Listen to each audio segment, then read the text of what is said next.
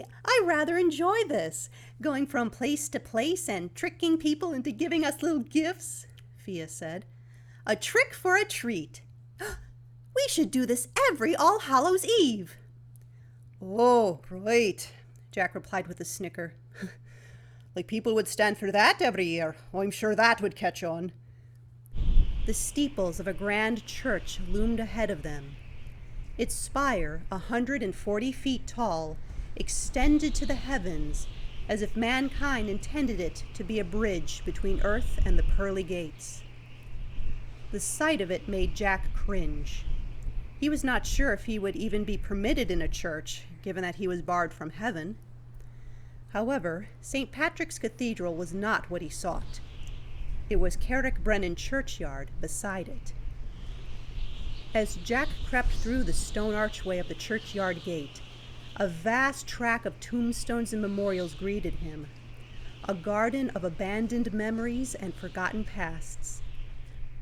Some tombstones stood straight and tall, defying the elements, and others leaned at angles, as if wishing to have a long rest, like those buried beneath them. Jack paused, waiting to see if he might be halted by some heavenly guardian, but he was quite alone. Odd. I thought a graveyard would be teeming with spirits on All Hallows Eve. Not necessarily, Fia said. When mortals are laid to rest properly, they don't have a reason to stay behind, so they cross over. Only spirits who can't find their way to the other side or have unfinished business, they linger behind. And not every soul wants to cross the veil on this night, not if they're perfectly happy where they are. All right, then, Jack said with a huff. Which grave am I looking for? Oh, you'll know, Fia said. Just wait for the moon to come back out from behind those clouds. I don't have a bloody night. It's already midnight as it is, and we've only got 2... As if complying to his urgency, the moon slinked out from behind the clouds, casting its glow on all below. There, atop a slab of marble, was a hulking shadow, a creature of pure black that, as Jack approached, turned to face him with eyes that reflected the red of the blood moon above. I thought you said we were looking for a dog, Jack said, wary of the beast before him. Fia giggled. That is a dog, silly. Haven't you ever seen a Newfoundland before? Jack tightened his grip on his walking stick. That thing is no dog of this world. I've heard tales about these black dogs, hellhounds straight from the pits of the underworld, a portent of death. Don't suppose you have any suggestions how we're supposed to subdue that thing and take its collar? Fia hummed for a few seconds. You could try giving it a belly rub. You know what? Just don't. Jack stuck his walking stick in the ground to secure it in place, and then rolled up his sleeves. He advanced on the black dog, who lifted its head and perked its ears up. I can't reason with you, can't trick you, so I guess I'll be doing this the hard way, Jack said to the shadow mongrel. I haven't grappled with beasts in a long time, but I wager I can take you. He barreled at it, arms out, ready to wrestle this vicious monstrosity. He had no idea if a ghost dog's teeth could chomp his arm clean off, but he figured being a spirit, losing an arm wouldn't matter much. However, when he closed in on the beast, his arms wrapped around nothing. The black dog leapt away from him, landing a few feet away. It tilted its head at Jack, its long pink tongue lolling out. Jack readied himself again. Now, don't you run from me. I need that collar you're wearing. Now, be a good dog and let me have it. Again, he jumped at the dog, trying to tackle it. Again, the dog darted out of his reach. It play-bowed to him, wagging its tail. I think he thinks you're playing with him, Fia called out. Now that Jack could see the black dog a little better in the moonlight, it didn't look quite as demonic as he first thought. It was big, nearly a bear in stature, but its goofy grin and innocent black eyes denoted it was more a gentle giant than anything. Jack grinned. After the 2 previous spirits he had visited had been so wicked, a playful spirit was welcomed. He slowly approached the dog, holding out a hand as a command for the dog to stay. The dog, apparently having been trained in life, responded by sitting down, back straight in attention. "There's a good lad now," Jack said, stroking the dog on the head. He felt along the dog's neck until he felt a strap of leather, and his fingers brushed against something small and metal, a tag. The collar was so old and frayed, he figured it would take a couple good tugs to break it off. The dog, however, had other plans.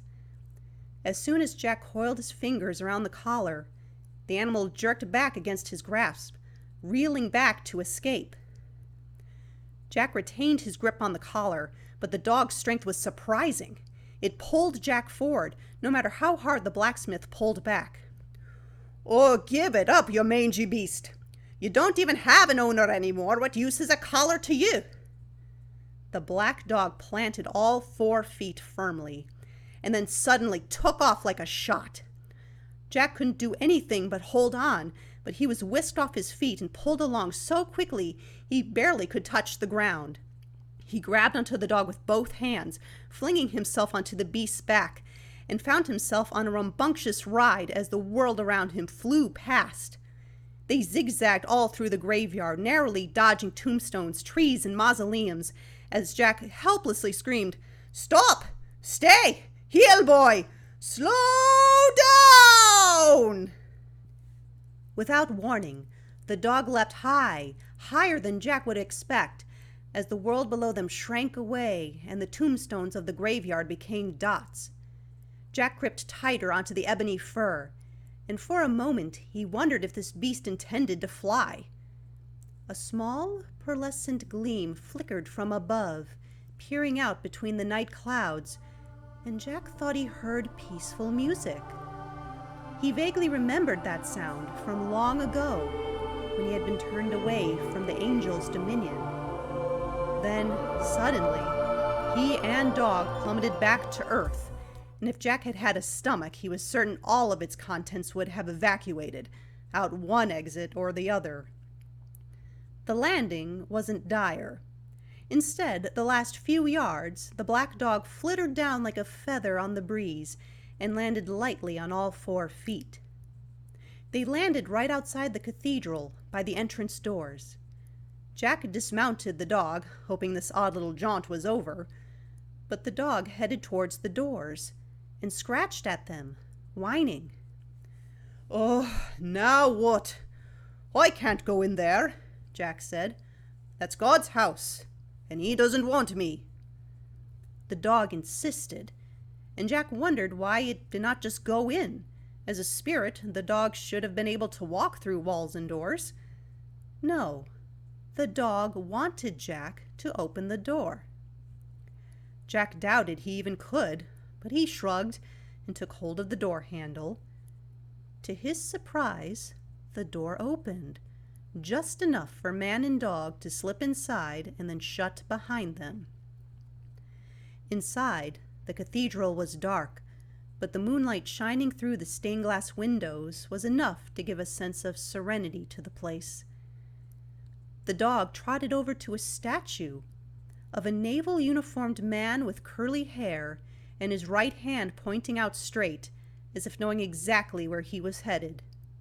In his other hand he held a rope tied to a rock behind him, anchoring himself to this monument.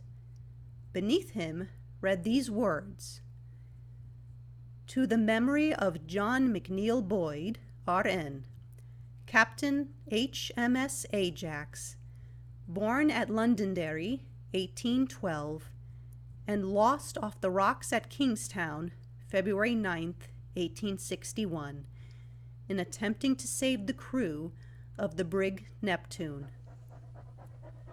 The dog curled up at the base of the statue, whimpering, and Jack realized what the deceased animal was trying to tell him.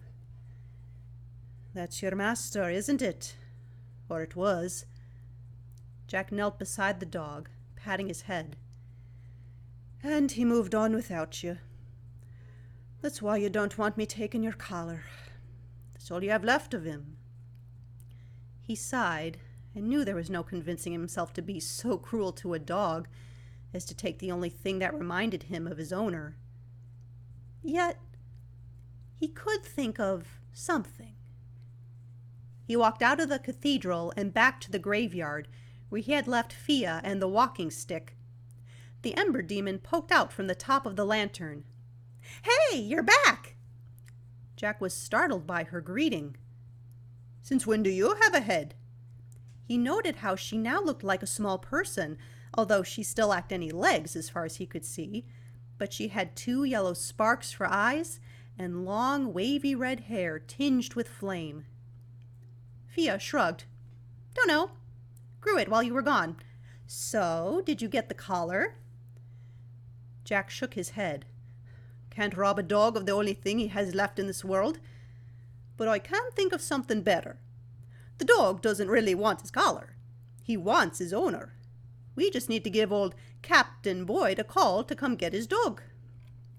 "And how do you plan to do that?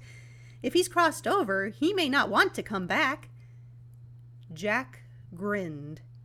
"No, but tonight's the night when the veil is thinnest, and if he has a good reason to come back, he will.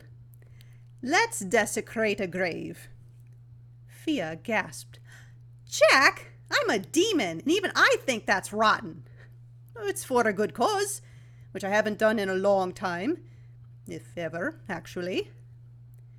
Jack went over to the slab of marble that he had first seen the black dog lying on. If Jack were still alive and with a full bladder, desecrating a grave would be a quick matter and a great relief. Heck, he had done so on his father's grave after that Weasley old miser hadn't left him a red cent. Being dead, however, made the matter more complicated. Jack knew there was only one thing he could do in his corporal state.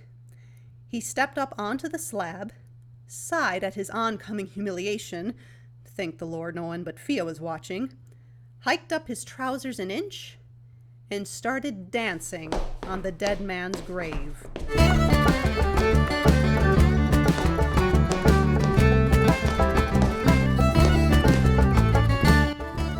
Fia clapped her tiny hands. "Ooh, hands! I haven't had those before," she realized, her head bobbing from side to side as Jack performed his jig. Jack hoped this would be enough to bring the good captain running. The graveyard was still. Or was it? It suddenly dawned on Jack that he was not alone. A strange warmth filled the air around him. The familiar smells of alcohol wafted on the breeze, and around him materialized the gossamer ghosts of all ilk.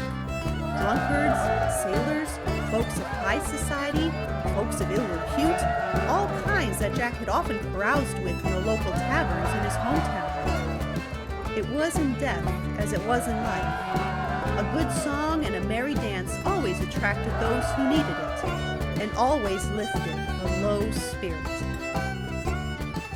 "Excuse me, but do you know whose grave you're dancing on?" came a stern, commanding voice.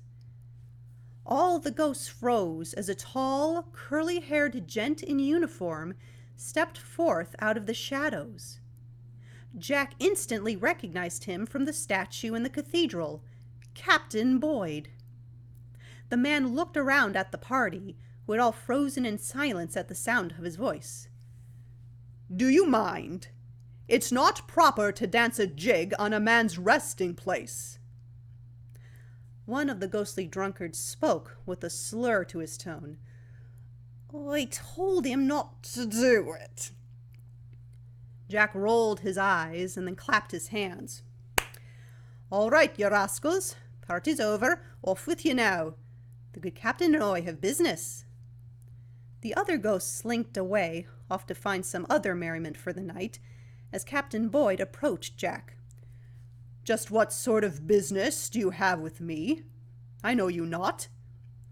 "It's the matter of your—" Jack looked around, realizing what was missing. Bollocks! No, I've lost that bloody dog! Dog? Captain Boyd narrowed his eyes on Jack. Just what are you— A sharp, playful bark came from across the graveyard. The massive black dog bounded towards them, tongue flapping against the side of his face. Angus? Captain Boyd's eyes lit up, and a smile spread across his face. Is that you, boy? Have you been waiting for me all this time? The dog leapt at his master, licking his face in long laps. Whatever formality the captain had been trying to maintain dissipated at the sight of his long-lost pet. He erupted in a boisterous laugh, ruffling the dog's fur with his fingers. He looked over at Jack. This was why you were trying to get my attention? To reunite me with Angus? Why? It's a bit of a story, but I'm needing your dog's collar, and it didn't seem right to just take it, what with it being all he had of you. I figured on a better trade. The collar for you. Jack winced at the inherent sappiness of his explanation, but it was true. He picked up his walking stick, leaning on it. Whatever the reason, I didn't know old Angus was waiting for me. I thought he would have moved on. This is a most welcome reunion. Thank you. Captain Boyd regarded the walking stick and the carved lantern atop it. The man with the turnip lantern. I've heard of you. The soul neither heaven nor hell would take. But why would God turn away a man who clearly has a good soul? Jack snorted.